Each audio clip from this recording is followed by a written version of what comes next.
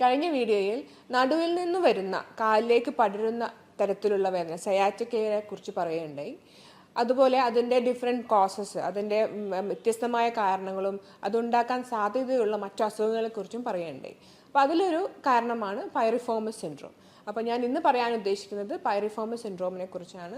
അതായത് ഇവിടെ നടുവേദന ആയിരിക്കില്ല ചിലപ്പോൾ പേഷ്യൻ്റ് കംപ്ലയിൻറ്റ് ചെയ്യുന്നത്, ബട്ടക് പെയിനും ബട്ടക്കിൽ നിന്ന് താഴേക്ക് വരുന്ന കാലിലേക്ക് പടരുന്ന തരത്തിലുള്ള ഒരു വേദനയായിരിക്കും പേഷ്യൻ്റ് പറയുക.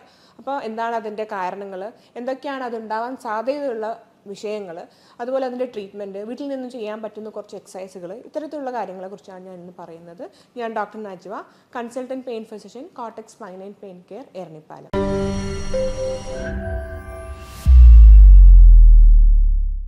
സയാറ്റിക്ക എന്ന് പറഞ്ഞു കഴിഞ്ഞാൽ നേരത്തെ പറഞ്ഞു, നടുവിൽ നിന്ന് കാലിലേക്ക് പടരുന്ന തരത്തിലുള്ള വേദനയാണ്. അതായത് നട്ടിൽ നിന്ന് വരുന്ന സയാറ്റിക് നെർവ് കാലിലേക്ക് പോകുന്നുണ്ട്. ആ പെയിൻ, ആ ഞരമ്പിൻ്റെ ഒരു നെർവിൻ്റെ പെയിനാണ് സയാറ്റിക് നെർവ്. അതൊരു അസുഖമല്ല, അതൊരു സിംറ്റം മാത്രമാണ്. അപ്പോൾ ഈ സിംറ്റം ഉണ്ടാക്കാൻ സാധ്യതയുള്ള അസുഖങ്ങളെക്കുറിച്ചാണ് നമ്മൾ നടുവിൽ നിന്ന് കാലിലേക്ക് പടരുന്ന വേദനയായിട്ട് പറയുന്നത്. അപ്പോൾ അതിൻ്റെ ഒരു ഡിഫറൻഷ്യൽ ഡയഗ്നോസിസ് അഥവാ അതുണ്ടാക്കാൻ സാധ്യത ഉണ്ടാക്കുന്ന മറ്റൊരു കാരണമാണ് പൈറിഫോമസ് സിൻഡ്രോം. അപ്പം ഈ പൈറിഫോമസ് സിൻഡ്രോം എന്ന് പറഞ്ഞു കഴിഞ്ഞാൽ ഇവിടെ രോഗിക്ക് നടുവേദന ആയിട്ടായിരിക്കില്ല പ്രസൻറ്റ് ചെയ്യുന്നത്, കാലിലേക്ക് മാത്രമായിട്ടുള്ള വേദനയായിട്ടായിരിക്കും. അപ്പോൾ ഇവിടെ ഈ പൈറിഫോമസ് മസിൽ എന്ന് പറയുന്ന നമ്മളുടെ ബട്ടക്സിൻ്റെ അവിടെയുള്ളൊരു മസിൽ കാരണം ഉണ്ടാവുന്നൊരു വേദനയാണ് പൈറിഫോമസ് സിൻഡ്രോം. ഈ പൈറിഫോമസ് മസിൽ, അതായത് നമ്മളുടെ ഇടുപ്പിൻ്റെ എല്ല്, സാക്രം എന്ന് പറയുന്ന എല്ലിൻ്റെ മുൻവശത്തായി തുടങ്ങിയിട്ട് നമ്മളുടെ കാലിൻ്റെ എല്ല്, ഫീമറിൻ്റെ ഗ്രേറ്റർ ട്രൊക്കാലിൻ്റെ ഭാഗത്തേക്ക് ഇൻസേർട്ട് ചെയ്യുന്ന ഒരു പിയർ ഷേപ്ഡ് മസിലാണ് പൈറിഫോമസ്. ഈ മസിലിൻ്റെ അടിയിലൂടെയാണ്, അതായത് നമ്മൾ നേരെ നിൽക്കുമ്പോൾ ആ മസിലിൻ്റെ അടിയിലൂടെയാണ് സയാറ്റിക് നെർവ് കടന്നു പോകുന്നത്. അപ്പോൾ ഈ സയാറ്റിക് നെർവ് ഏതെങ്കിലും തരത്തിൽ പൈറിഫോമസ് മസിൽ കാരണം അത് ഇറിറ്റേഷൻ വരികയും ഇൻഫ്ലെയിംഡ് ആവുകയും ആ ഭാഗത്ത് ഞരമ്പിൻ്റെ നീർക്കെട്ട് വരികയും ചെയ്യുമ്പോഴാണ് പൈറിഫോമസ് സിൻഡ്രോം എന്ന് പറയുന്നത്. അപ്പോൾ ഇവിടെ ഈ പൈറിഫോമസ് മസിൽ എങ്ങനെയാണ് അതൊരു പത്തോളജി ആയിട്ട് ഉണ്ടാവുന്നത്? സാധാരണഗതിയിൽ നമ്മൾ ഇരിക്കുന്നത് ഈഷിയൽ ട്യൂബറോസിറ്റീൻ്റെ മുകളിൽ, അതായത് നമ്മളുടെ ഇടുപ്പിൻ്റെ എല്ലിൻ്റെ ഒരു ഭാഗമാണ് ഈഷിയൽ ട്യൂബറോസിറ്റി. ആ ട്യൂബറോസിൻ്റെ മുകളിൽ ഇരിക്കുമ്പോൾ തന്നെ ഈ പൈറിഫോമസ് മസിൽ ഇൻവോൾവ് ആവുന്നുണ്ട്. അതിന് മുകളിലാണ് നമ്മൾ ഇരിക്കുന്നത്.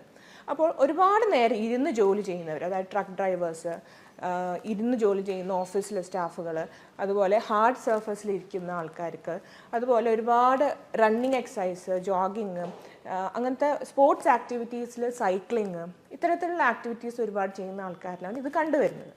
അപ്പോൾ ഈ മസിലിൻ്റെ റിപ്പീറ്റഡ് ആയിട്ടുള്ള ഇൻഫ്ലമേഷൻ, ഇറിറ്റേഷനാണ് ഒരു കാരണം. ഈ പൈറിഫോമസ് സിൻഡ്രോം വരാനുള്ള മറ്റൊരു കാരണമാണ് അനാറ്റമിക്കൽ വേരിയേഷൻസ്. ഒന്നെങ്കിൽ പൈറിഫോമസ് മസിലിൻ്റെ തന്നെ ഷേപ്പിൻ്റെയും അതിൻ്റെ ഒറിജിൻ്റെയും ഇൻസേർഷൻ്റെയും ഷേപ്പിൽ വ്യത്യാസം വരിക, അല്ലെങ്കിൽ സയാറ്റിക് നെർവ് എന്ന് പറയുന്ന ആ ഞരമ്പുകളുടെ തുടക്കം, അതിലെ ഡിസ്ട്രിബ്യൂഷനിൽ വ്യത്യാസം വരിക. അപ്പം ഇത് സാധാരണഗതിയിൽ സയാറ്റിക് നെർവ് ഒന്നായിട്ട് തന്നെയാണ് നട്ടിലിൻ്റെ ഭാഗത്ത് നിന്ന് പുറപ്പെടുന്നത്. പിന്നെ കാലിൻ്റെ ഭാഗത്തു മാത്രമേ 2 ഡിവിഷൻസ് ആവുന്നുള്ളൂ. പക്ഷേ ചില സമയങ്ങളിൽ ഈ പൈറിഫോമസ് മസിലിൻ്റെ മുകളിലൂടെയും താഴേക്കൂടെയും 2 ഡിവിഷനായിട്ട് വന്നിട്ട് അത് പിന്നെ ജോയിൻ ചെയ്ത് വരാറുണ്ട്. അപ്പോൾ ഇത്തരത്തിലുള്ള അനാറ്റമിക്കൽ ഡീവിയേഷൻസ് കൊണ്ടും പൈറിഫോമസ് സിൻഡ്രോം വരാം. പിന്നെ വേറൊരു കാരണമാണ് ഓവർ യൂസ്. അതായത് ഈ പൈറിഫോമസ് മസിലിൻ്റെ മുകളിലാണ് ഇരിക്കുന്നതെന്ന് പറഞ്ഞു. അപ്പോൾ ഈ ചില ആൾക്കാർക്ക് നമ്മൾ ശ്രദ്ധിച്ചാൽ കാണാം, അവർ ഈ ബാക്ക് പോക്കറ്റിൽ പേഴ്സ് വെച്ചിട്ടാണ് കൂടുതൽ നേരം ഡ്രൈവ് ചെയ്യുകയും ഇരിക്കുകയും ഹാർഡ് സർഫസിൽ ഇരിക്കുകയും ചെയ്യും. അപ്പം പൊതുവെ ഇങ്ങനെയുള്ള ആൾക്കാർക്ക് ഒരു കാലിന് മാത്രമായിട്ട് കാലിൽ നിന്ന് താഴേക്ക് വേദന വരുന്നുണ്ടെങ്കിൽ ജസ്റ്റ് അവരുടെ കാര്യങ്ങളൊന്നും അന്വേഷിച്ച് നോക്കി ബാക്ക് പോക്കറ്റിലാണോ ഈ പേഴ്സ് വെക്കുന്നതെന്ന് ചോദിക്കും. അപ്പം മിക്കവാറും അങ്ങനത്തെ ആൾക്കാർക്ക് ഈ പൈറിഫോമസ് സിൻഡ്രോം വരാനുള്ള സാധ്യത കൂടുതലാണ്. ഇനി എങ്ങനെയാണ് ഇത് കണ്ടുപിടിക്കുന്നത്, എന്തൊക്കെയാണ് ലക്ഷണങ്ങൾ? പൊതുവെ നടുവേദന ഈ ഗ്രൂപ്പ് ഓഫ് ആൾക്കാർക്ക് പൊതുവെ പറയാറില്ല, ചെറിയ ചെറിയ വേദനകളല്ലാതെ. പക്ഷേ കൂടുതലായിട്ടും ബട്ടക്സിൻ്റെ ഭാഗത്തുള്ള ഒരു സൈഡ് മാത്രമായിട്ടുള്ള വേദനയായിട്ടായിരിക്കും ഈ രോഗികൾ പറയുക. അത് ബട്ടക്സിൻ്റെ ഭാഗത്ത് നിന്ന് താഴേട്ടേക്ക് അതിശക്തമായ വേദന വരികയും ടിംഗ്ലിങ്, തരിപ്പ്, പുകച്ചിൽ, മുളക് അരച്ച് തേച്ച പോലുള്ള പ്രശ്നങ്ങളൊക്കെ പറയും. ഇത് പൊതുവേ നമ്മൾ ഒ പിയിൽ വന്നു കഴിഞ്ഞാൽ അതൊരു ഡയഗ്നോസിസ് ഓഫ് എക്സ്ക്ലൂഷനാണ്. അതായത് നടുവേദനയും ഈ തരത്തിലുള്ള ലക്ഷണങ്ങളും ഡിസ്ക് ഹെർണിയേഷൻസ്, അതുപോലെ ബൾജുകളൊക്കെ കൊണ്ട് ആൾക്കാർക്കും വരുന്നത്. പക്ഷേ അങ്ങനത്തെ പ്രശ്നങ്ങളൊന്നും ഇല്ല എന്ന് നമ്മൾ കുറച്ച് ഫിസിക്കൽ ടെസ്റ്റും എക്സാമിനേഷനും കഴിഞ്ഞതിന് ശേഷം ഉറപ്പ് വരുത്തിയതിന് ശേഷം മാത്രമേ പൈറിഫോമസ് സിൻഡ്രോം എന്നുള്ള ഒരു അസുഖത്തിലേക്ക് എത്തപ്പെടാറുള്ളൂ. അപ്പോൾ ഇതിന് നമ്മൾ ചെയ്യുന്നൊരു 3 ടെസ്റ്റ് ഉണ്ട്. ഒന്നാമത്തേതാണ് ഫെയർ ടെസ്റ്റ്. അതായത് പേഷ്യനെ മലത്തിൽ കിടത്തിയതിന് ശേഷം കാല് ഒന്ന് പൊക്കി ഒന്ന് സൈഡിലേക്ക് ചെരിച്ച് ഒന്ന് അതായത് ഹിപ്പിൻ്റെ ഭാഗത്ത് ഫ്ലെക്സ് ചെയ്ത് ഇൻറ്റേർണലി റൊട്ടേറ്റ് ചെയ്ത് അഡക്റ്റ് ചെയ്യുക. അപ്പോൾ ഈ ഒരു മാനുവറിലൂടെ പൈറിഫോമസ് എന്ന മസിൽ കുറച്ച് ടോട്ടാവുന്നു, കുറച്ച് സ്ട്രെച്ച് ആവുന്നു. അപ്പോൾ ഈ ഒരു വേദന, പേഷ്യൻ്റ് ഉണ്ടാവുന്ന വേദന നമ്മൾ റീപ്രൊഡ്യൂസ് ചെയ്യുന്നു. പിന്നെ വരുന്നതാണ് പേസ് ടെസ്റ്റ്. ഇതിൽ വരുന്നതാണ് പേഷ്യൻ്റ് ഇരുത്തുകയോ അല്ലെങ്കിൽ കിടത്തുകയും ശേഷം കാലുമെല്ലെ രോഗിയോട് അത് അകത്തി പിടിക്കാൻ പറയുന്നു, നമ്മളിത് റെസിസ്റ്റ് ചെയ്യുന്നു. അപ്പോൾ ഈ ഒരു മാനുവറിലൂടെയും ആ പൈറിഫോമസ് മസിലിന് വീക്ക്നെസ്സോ ഇൻസ്റ്റബിലിറ്റി എന്തെങ്കിലും നമുക്കത് റീപ്രൊഡ്യൂസ് ചെയ്യാൻ പറ്റും. മറ്റൊരു ടെസ്റ്റാണ് ഫ്രീഡ്ബർഗ് ടെസ്റ്റ്. ഈ ഒരു ടെസ്റ്റും നമുക്ക് ഒ പിയിൽ നിന്നും തന്നെ ചെയ്തിട്ട് ഒരു ഡയഗ്നോസിസ് ഇൻ ഓർ ഔട്ട് എന്ന് പറയാനേ പറ്റുള്ളൂ, കൺഫേം ചെയ്യാൻ സാധിക്കും. ഇനി എന്തൊക്കെയാണ് ചികിത്സാ രീതികൾ?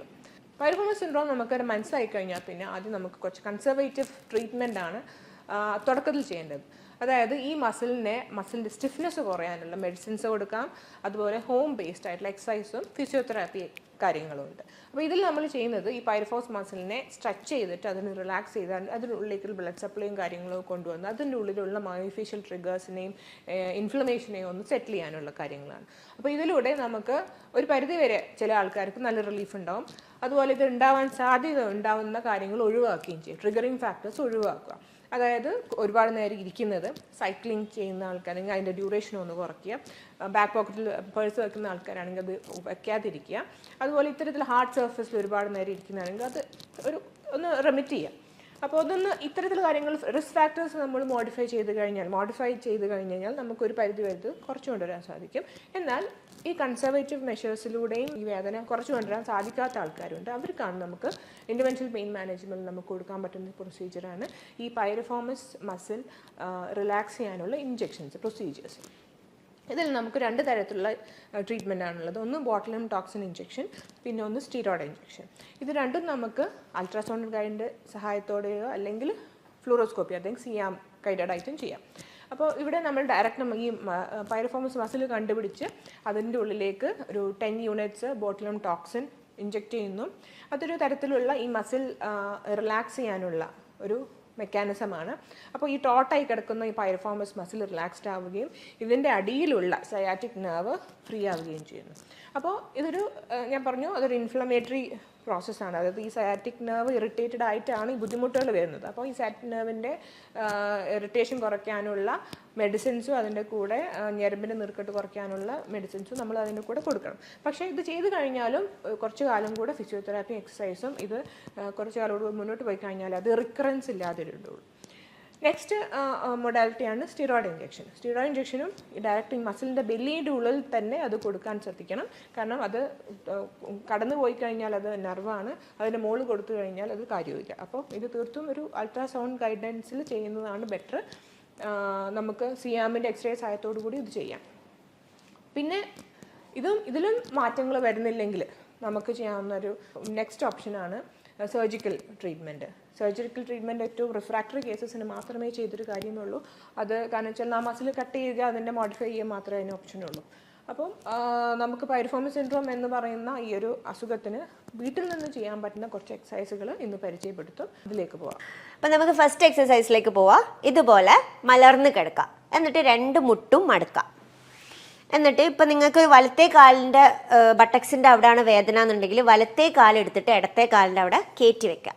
ഓക്കെ, എന്നിട്ട് ഇടത്തെ കാൽ മുട്ട് നെഞ്ചത്തോട്ട് കൊണ്ടുവരാം.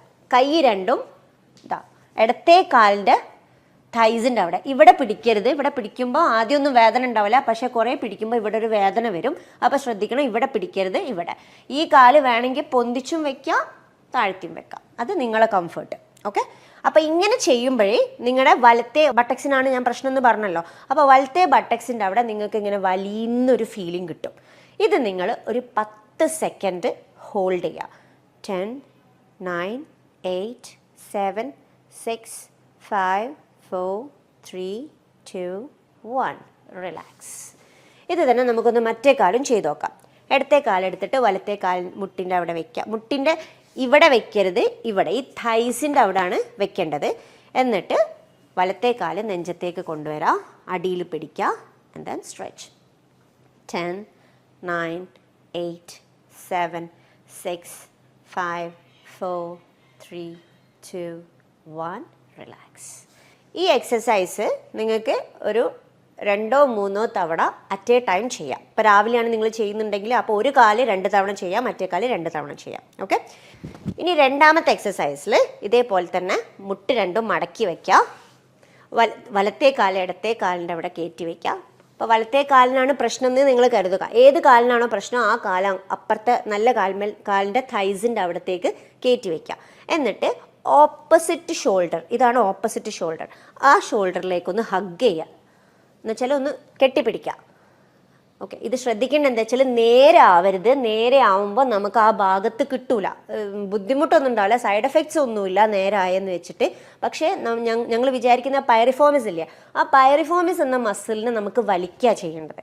അപ്പോൾ ആ വലിവ് നേരെ ആയാൽ കിട്ടൂല, ഓപ്പോസിറ്റ് ഷോൾഡറിലേക്ക് ആയാലേ കിട്ടുള്ളൂ.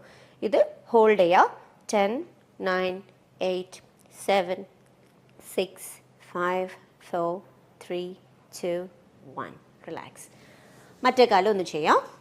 ഇടത്തെ കാല് വലത്തെ കാലിൻ്റെ അവിടെ വെച്ചിട്ട് ഒന്ന് ഓപ്പോസിറ്റ് നെഞ്ചത്തേക്ക് സ്ട്രെച്ച് ചെയ്യാം. അപ്പോൾ ഈ ഒരു വശത്തു നിന്നാണ് നിങ്ങൾക്ക് സ്ട്രെച്ച് ഫീൽ ചെയ്യാം. 10, 9, 8, 7, 6, 5, 4, 3, 2, 1. റിലാക്സ്. ഇത് ചെയ്യുമ്പോൾ നിങ്ങളെ തലയാണെങ്കിലും അപ്പർ ബോഡി ആണെങ്കിലും ഒക്കെ റിലാക്സ്ഡ് പൊസിഷനായിരിക്കും കേട്ടോ. തല ഇങ്ങനെ കെട്ടിപ്പിടിക്കുമ്പോൾ ഇങ്ങോട്ടേക്ക് ഒന്ന് കുനിയെ ഒന്നും ചെയ്യരുത്, അത് ഫുൾ റിലാക്സ്ഡ് പൊസിഷനിലായിരിക്കും. ഓക്കെ. ഇനി മൂന്നാമത്തെ എക്സസൈസ് സൈഡിലേക്ക് ചെരിഞ്ഞ് കിടക്കാം. ക്ലാമ്പിങ് ചെയ്ത് സൈഡിലേക്ക് ചെരിഞ്ഞ് കിടന്നിട്ട് ഇതുപോലെ മുട്ട് മടക്കി വയ്ക്കുക. കാല് രണ്ടും കാലിൻ്റെ പാദം തമ്മിൽ ഇങ്ങനെ ഒരുമിച്ച് വെക്കുക. എന്നിട്ടൊന്ന് ജസ്റ്റ് ഒന്ന് തുറന്നു കൊടുക്കുക. നമ്മുടെ ഹിപ്പ് തുറന്നു കൊടുക്കുക. ഇത് ചെയ്യുമ്പോൾ ശ്രദ്ധിക്കേണ്ടത് ഇത് ഇങ്ങോട്ടേക്കാവരുത്. എന്നുവെച്ചാൽ നിങ്ങളെ ഹിപ്പ് ഇങ്ങോട്ടേക്ക് മലർന്നു പോകരുത്. അതിനാണ് നിങ്ങൾ സൈഡിലേക്ക് കിടക്കുന്നത്. അപ്പം അങ്ങനെ ഇത് തുറക്കുക, പൂട്ടുക, തുറക്കുക, പൂട്ടുക. ഇത് ചെയ്യുമ്പോൾ നിങ്ങൾക്ക് ഇതിങ്ങോട്ടേക്ക് പുറത്തേക്ക് ആവുന്നുണ്ട് എന്ന് തോന്നുന്നുണ്ടെങ്കിൽ നിങ്ങൾ എന്ത് ചെയ്യുക, മതിലിനോട് അടുപ്പിച്ച് കിടക്കുക. അതെന്ന് വെച്ചാൽ ഇവിടെ നിങ്ങൾക്കൊരു മതിലുണ്ടാവും. അപ്പോൾ നിങ്ങൾ എന്താവും അത് ചെയ്യും 1. അപ്പോൾ ഇതവിടെ ഒരു പിടിച്ച് വെക്കാനൊരു റെസിസ്റ്റൻസ് ഉണ്ടാവും. അപ്പം ഇത് ഒരു 10 പ്രാവശ്യം ചെയ്യാം. 1, 2, 3, 4, 5, 6, 7, 8, 9 and 10. റിലാക്സ്. ഇത് തന്നെ ഓപ്പോസിറ്റ് വശത്തേക്ക് തിരിഞ്ഞു കിടന്നിട്ട് മറ്റേ കാലുകൊണ്ട് റിപ്പീറ്റ് ചെയ്യാം. 1, 2. ഇത് കണ്ടില്ല, ഈ ഒരു ഹിപ്പും ഷോൾഡറും ഒരേ ലെവലിലാണ് നിൽക്കുന്നത്, പുറത്തോട്ട് പോകുന്നില്ല. ഓക്കെ. അപ്പം അത് പ്രത്യേകം ശ്രദ്ധിക്കണം, കാരണം നമ്മൾ ആംഗിൾ മാറിപ്പോവും. 5, 6, 7, 8, 9, 10. റിലാക്സ്. ഓക്കെ. ഇനി നാലാമത്തെ എക്സസൈസ് കമഴ്ന്ന് കിടക്കാം. കമഴ്ന്ന് കിടന്നിട്ട് ഈ മുട്ടൊന്ന്, ഇപ്പം ഈ വലത്തെ കാലിനാണ് പ്രശ്നം എന്നുണ്ടെങ്കിൽ ഈ മുട്ടൊന്ന് ജസ്റ്റ് മടക്കാം. എന്നിട്ട് ഒന്ന് പൊന്തിക്കാം. ഓക്കെ. ഇത് ഇങ്ങോട്ടേക്ക് ഇങ്ങനെ ആയി പോവരുത്, ശ്രദ്ധിക്കണം. എന്ന് വെച്ചാൽ ഇങ്ങോട്ടേക്ക് പൊന്തിക്കുമ്പോൾ ഇങ്ങനെ ഓവറായിട്ട് പൊന്തിക്കൊന്നും വേണ്ട, ജസ്റ്റ് ഒന്ന് മുകളിലേക്ക് പൊക്കുക. ഈ ഹീല് സീലിങ്ങിലേക്ക് പൊന്തിയാൽ മതി, അത്രയേ ഉള്ളൂ. പൊന്ത, താഴ്ത്ത. 2, 3, 4,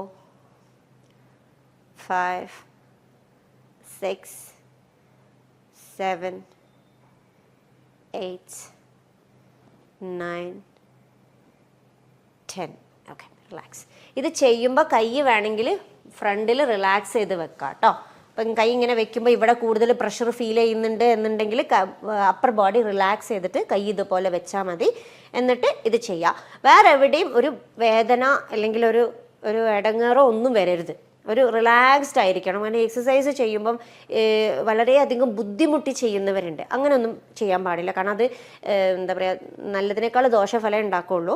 അപ്പം അതിനേക്കാളും നല്ലത് റിലാക്സ് ചെയ്ത് കിടക്കുക.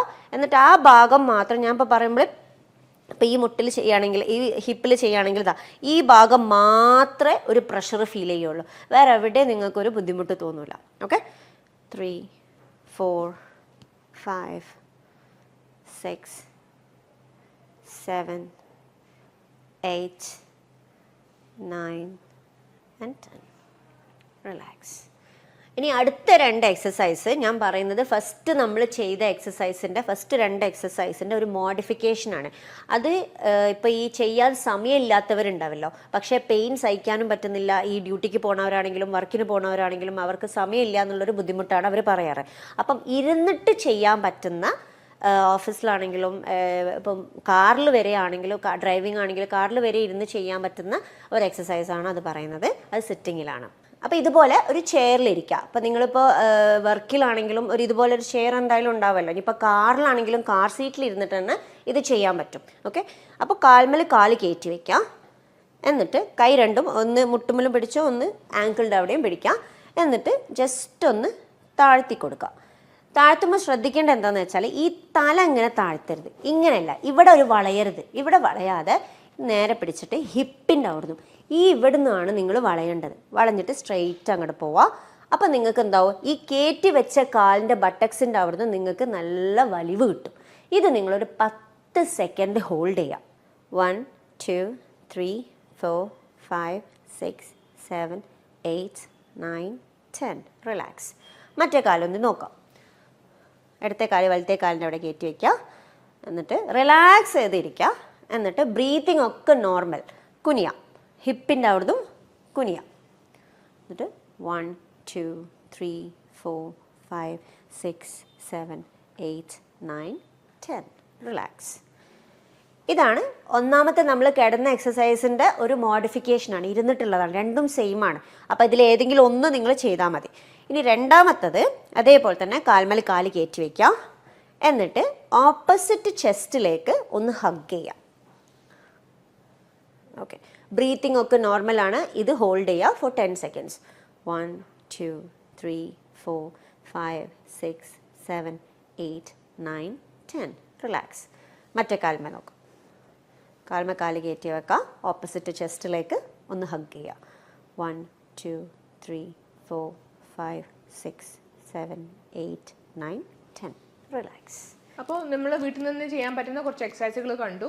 ഇത് തീർത്തും നമുക്ക് പൈറിഫോമസ് എന്ന മസിലിന് റിലാക്സ് ചെയ്യാനുള്ള കാര്യങ്ങളാണ് പറഞ്ഞു തന്നത്. അപ്പോൾ നമ്മൾ മനസ്സിലാക്കേണ്ടത് എന്താണെന്ന് വെച്ചാൽ പൈറിഫോമസ് മസിലിൻ്റെ സിൻഡ്രോം അത് ഒരു ഡയഗ്നോസിസ് ഓഫ് എക്സ്ക്ലൂഷനാണ്. അതായത് ഒരുപാട് കാരണങ്ങളുടെ ഇടയിൽ നിന്നും അത് വേണം പിക്ക് ചെയ്യാൻ. അപ്പോൾ ഇതൊരു തീർത്തും ഒരു ഡോക്ടറുടെ സഹായത്തോടു കൂടി അല്ലെങ്കിൽ ഒരു ഡോക്ടർ പ്രിസ്ക്രിപ്ഷനോട് കൂടി മാത്രമേ ചെയ്യാൻ പാടുള്ളൂ. നിങ്ങളുടെ അസുഖം എന്താണെന്നുള്ള തീർത്തും ഡയഗ്നോസിസ് ചെയ്തതിന് ശേഷം മാത്രം ഇത്തരത്തിലുള്ള കാര്യങ്ങൾ